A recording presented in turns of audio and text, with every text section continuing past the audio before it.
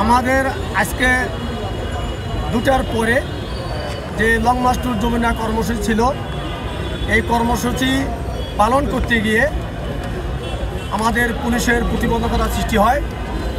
এই প্রতিবন্ধকতা হওয়ার কারণেই আমাদের আন্দোলনরত শিক্ষকরা তাদের যৌক্তিক দাবি আদায়ের জন্য তারা রাস্তায় যানজট বন্ধ করে অবরোধ করে।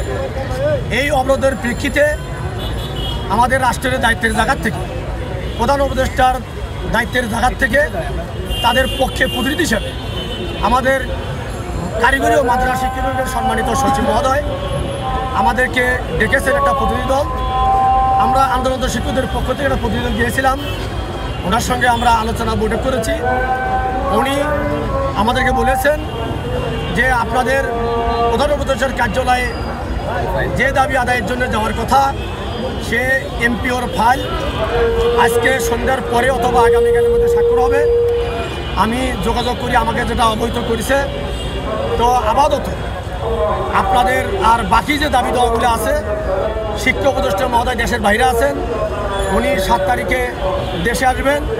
আসলে ওনার সঙ্গে আমাদের সচিব মহোদয় আন্দোলনরত শিক্ষকদের পক্ষ থেকে একটা প্রতিনিধি দলের সাথে সমন্বয় আলোচনা করে বাকি দাবিগুলোর ব্যাপারে সিদ্ধান্ত নেবেন।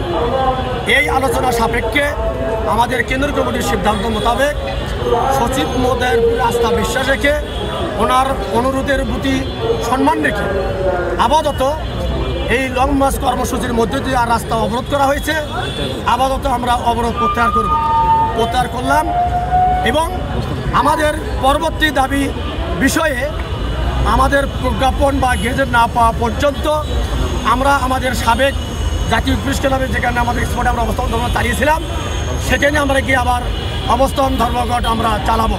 পাশাপাশি অবস্থান ধর্মঘটের পাশাপাশি এই প্রধান উপদেষ্টার কার্যালয়ে যাওয়ার যে প্রতিবন্ধকতা পুলিশ সৃষ্টি করেছে, এর প্রতিবাদে আগামীকাল আমাদের দুপুর 12টার পরে বিক্ষোভ কর্মসূচি থাকবে।